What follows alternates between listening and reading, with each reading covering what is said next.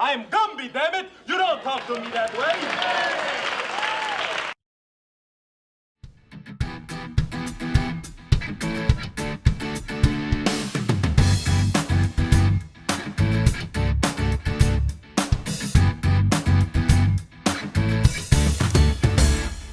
Hey everybody, this is Perch. Here's an email called How Do Comics Compete with Reality?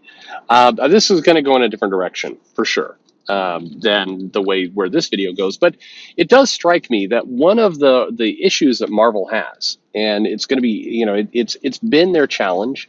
I think it puts them in a worse position in some ways than DC, although, in fairness, I don't know anybody really cares about this in the first place. So Marvel has prided itself on being the world outside your window, the more realistic world. And that shorthand for them saying, it was meant as kind of a slight against DC of like, DC does these fantastical things you can't relate to.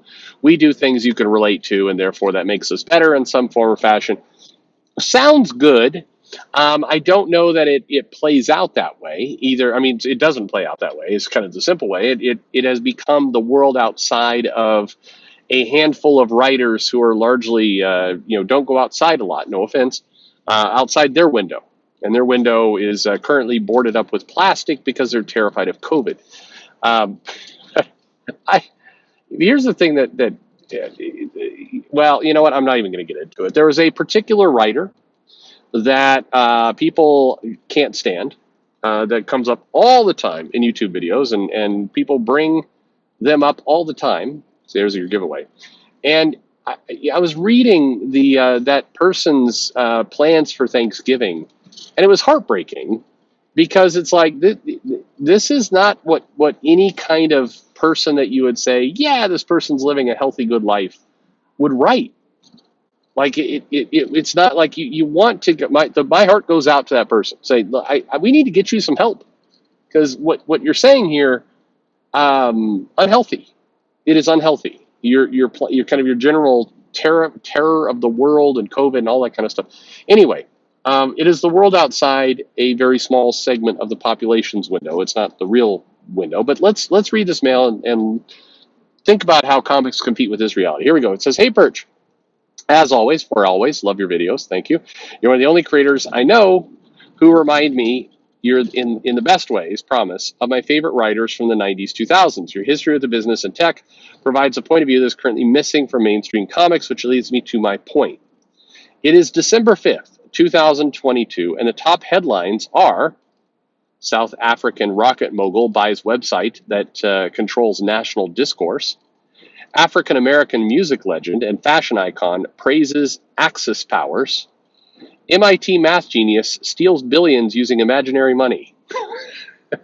Shit. Yeah, it's a terrible timeline. I could add a fourth bullet point to, aged rock icon announces they will no longer throw their microphone into the crowd for fear of hurting people in the mosh pit. Yeah. What? If you're going to go to a goddamn Guns N' Roses concert and you're going to go to the pit and then you're going to bitch because at the end of the show, Axl Rose tosses his microphone out into the crowd and it bops you on the head and you get a black eye, I'm sorry. That sucks. That's some bad luck. If you go to a baseball game, the ball might get hit into the crowd, and if you're looking at your phone and not paying attention, that ball might bang you right in the head. That might happen. That doesn't mean we should ban baseballs. But Axl Rose, who I love Guns N' Roses, absolutely love Guns N' Roses. It has been sad watching Axl Rose completely embrace the Arby's diet and, live fully in the now, I guess. Axl Rose is a pussy for saying he will no longer toss his microphone out into the crowd for fear of hurting people. And by the way, in his statement, he used just the letter R as instead of typing out ARE or OUR, he just put an R. If you put that R like that in a statement as many times as he does, it does look like another word that starts with the word R that I guess is politically insensitive to say. But that is exactly how that entire statement looked. Retarded. Anyway, we continue with the email. This feels like what Bugle headlines in the Marvel Universe must feel like, just with less spandex. The only writers I'm aware of who could cook up such comparable schemes have all been either run off or are Jonathan Hickman. So I ask, how do comics compete with this? Is the only way to attract writers who can grab, appreciate, and spin up their own schemes and bigger page rates? Okay, very nice question. Thank you very much. Appreciate that. Um, yeah. South African rocket mogul buys website that controls national discourse.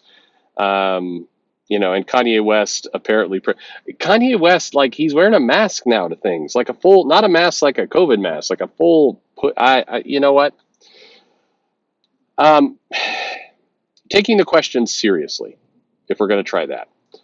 Um, the best thing that Marvel and DC could do is get out of the world outside our window. It's a bad plan at this point. The world outside your window is terrifying and stupid all at once.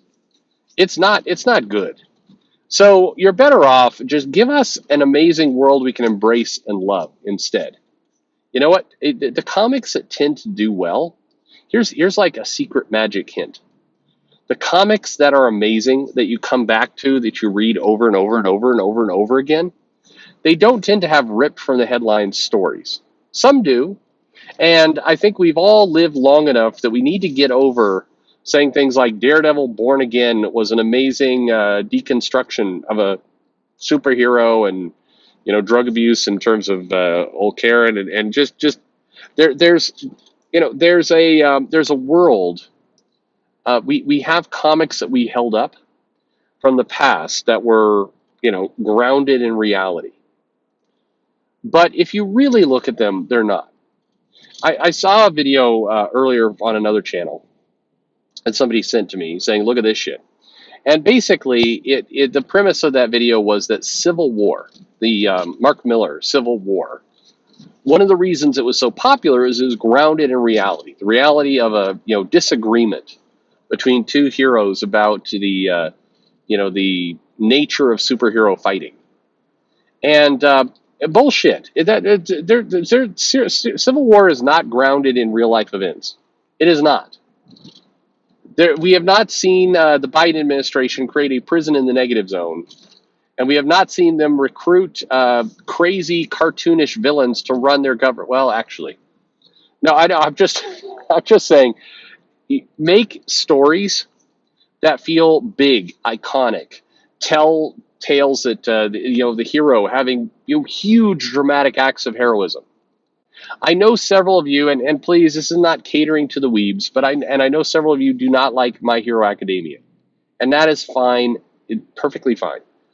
But the structure of how My Hero Academia has set up the Villains League and the heroes fighting the Villains League and these epic confrontations between the two is pretty much the masterclass in how to construct and roll out these stories. It's big stakes, it's big moments, it's touches of human element. Will Deku and the girl he wants to bone actually have sex? Who knows? Let's just have that kind of romance dangling out there. Will Bakugo ever kind of, other than getting killed, will he ever, actually come around and and come to respect Midoriya? I mean, there's some basic human elements there, but there's also massive moments. The villains want to take over everything, and the heroes have to rally against unstoppable odds to do that, and it's going to have huge blah, blah, blah. It's not that complicated. There is no competing with today's headlines, because today's headline, we are living in a batshit insane time. I maintain, outside of a couple of very unpleasant losers who are Gen Z, people do not want to read comics ripped from today's headlines. People don't want that. Today's headlines are largely shitty and unpleasant. Please, for the love of God, you can absolutely do an indie comic that's aimed at like 5,000 people in sales that is going to tackle the Twitter discourse of what it means for a billionaire to come in there and completely change a lot of the policies and people getting laid off and kind of the wacky hijinks. I guarantee you there will be some movies and some comics that are going to want to touch on that and have it be kind of a satire. Totally interesting. Don't do that with Spider-Man or the Hulk. You remember when Al Ewing had Roxanne developing social media sites like Rocks Off, and like, I mean, in fairness, Rocks Off would be a pretty good website, just not for social media. That would be for porn. But and then Danny Lore, I think, was Danny Lore the one who wrote Champions, and then Roxanne was making another kind of social media site. It's like, for fuck's sake, you people! Over the course of like 3 years, you had multiple comics having the supervillain organization building a social media site and trying to be oh so in tune with the kids. And they're so dumb. They had the same site. I mean, you couldn't even had one made by AIM. You had to have both of them made by Roxanne. Great, way to go, editorial. Don't try and do that. Don't make those stories. Hell, as much as I hate him, have the red ghost and this three idiot, orangutan monkey creatures. I don't know. Have them take over the Congress.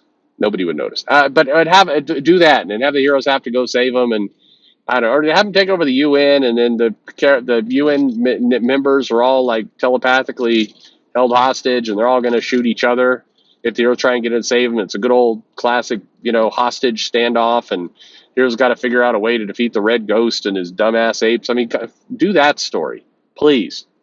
Do that story more than some dumb shit about another social media site that Roxanne is evilly developing in order to rule the kids. Christ. Anyway, thank you very much for the mail.